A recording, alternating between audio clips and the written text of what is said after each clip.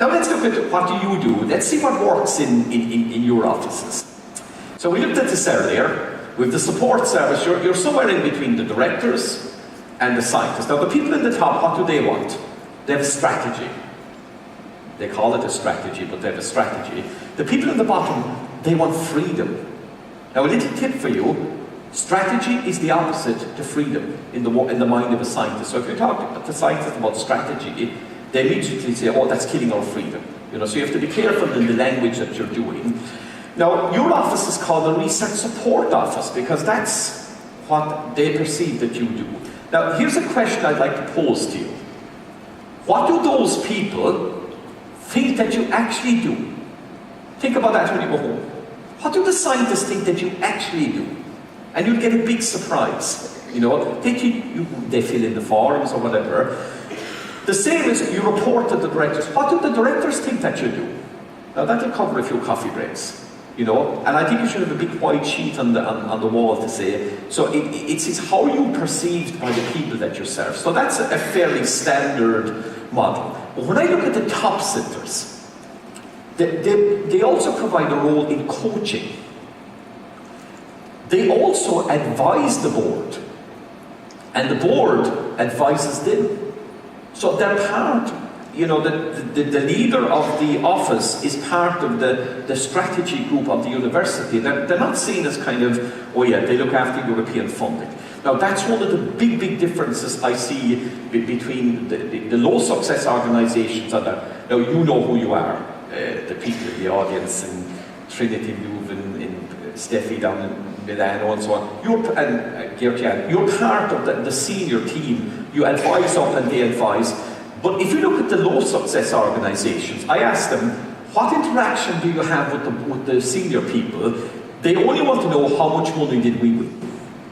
You're like this isolated little island out there doing things, and you send a text every now and then, any money coming in, That's so amateur, And can you see when I present this to the directors? They're hanging their heads in shame, because this has kind of grown organically. So I think those are the messages that we look at. Now, if we look at any proposal, whether it's an American proposal, European, national proposal, you can divide the proposal into the scientific content and the rules.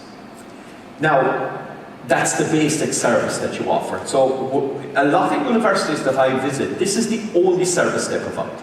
Some of them only do the budget.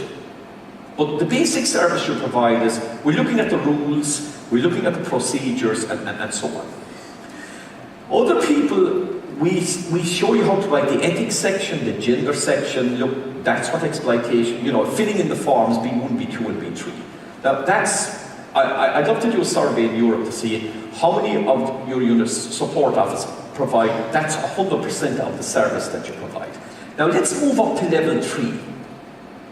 In level 3, you're providing templates, sample proposals, guidelines, analysis, and at the bottom one there, process analysis. I want to come back to that one.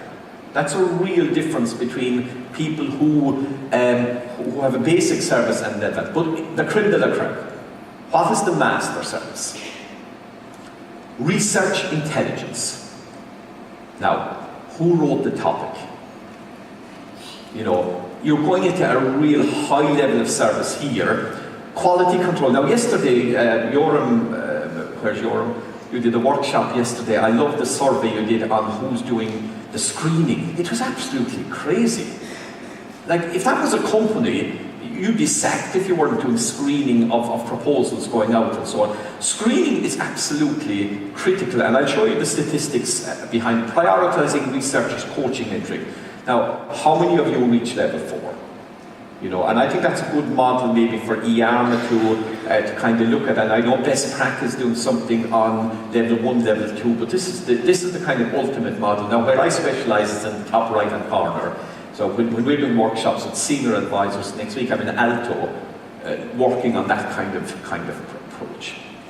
Now, the people I meet, I've been going around Europe since 1995 giving courses, and there are some people I've been dealing with the last 20 years. So here, Geert-Jan, Doris, all you people, And one of the things I notice about the real top offices, the people, the head of the office has been there a long, long time. They know the business in minute detail. Now, a lot of you have a team, but look at the end of that sentence there. Working as a team, that's a different thing. Having a team and working as a team. You know, equal division of work, sharing loads and so on. Oh, they have a deadline this week, poor guys. No, we all have a deadline this week. You know, so working as a team it takes a lot of leadership and so on. Now, the other thing I notice about the top people, they're always thinking about 2 to 4 years, even 5 years ahead. They're in this planning mode, and the day-to-day things, okay, they're important, but they're always looking down the road. They love procedures. You know, if we make a mistake once, it's once we make it. That becomes a procedure. So you have all these internal procedures. So when somebody comes in, they just learn the procedures. And I heard a very good thing. I think it was at Phillips. They call it the Phillips way, the Luleå way, the Groningen way. That's the way we do things in here. Now, this is something I found amazing. I won't mention centres, but I went into one university. It was like a battle plan. Every call that went in, they analysed how many did we put in, how many were successful, when we coordinated. You know, they were constant, they were to the point of fanatic, analysing what we do. And it's a way of improving and learning the processes. Now, that was one of the big differences that we found. They come to conferences like this to get new ideas. And they train their support staff. But I would add, if I had a longer sentence, I'd say researchers, support staff, and directors. You have to train your directors. I'm sorry. When I speak to them, they hide behind understanding. They don't understand what's going on. So you have to, about 20 minutes, you know, that's as much as they'll concentrate, you know. So have these small workshops, and don't call it training, call it workshops. You know, and you have to educate them before you can convince them to do things. So I think you all know what this is. But for people that are not doing that, it just shows you the difference between what's going on in the top universities and the bottom. Now let's look at the support service. I mentioned this yesterday, firefighting service. Now, a little surprise for some people, everybody has a problem in the last 3 weeks. Even Cambridge, Oxford. Yesterday I spoke to somebody from Cambridge, he said, you know, we always have problems. The problem is, it's when it's the only thing you do. You know? Now, I have to quote Mr. Jacques Delors. He was the famous commissioner, president of the commission. He had a famous quotation about the European Union. Are we architects or firefighters? Now, there's something you give to your directors. Now, most of you are firefighters. But being an architect is about planning for the future and so on. Now, so that's really, if that's the only thing you're doing, then you can see why your success rates are low. If somebody contacts you when the call comes out, you can give advice, the rules, the procedures, the success criteria of the evaluation process. What are the success criteria of FET, Marie Curie, ERC? They're all different. And then you know how to write impact and so on. I mentioned about the caddy yesterday. There's a nice model, and I took that photograph, so if anybody wants a nice copy of that photograph to show you what we do. Now, no matter how good the caddy is, if the guy doesn't sink the balls, it doesn't matter how good the caddy is. But if the caddy is bad, they can influence the good golfer and so on. Now, let's look here.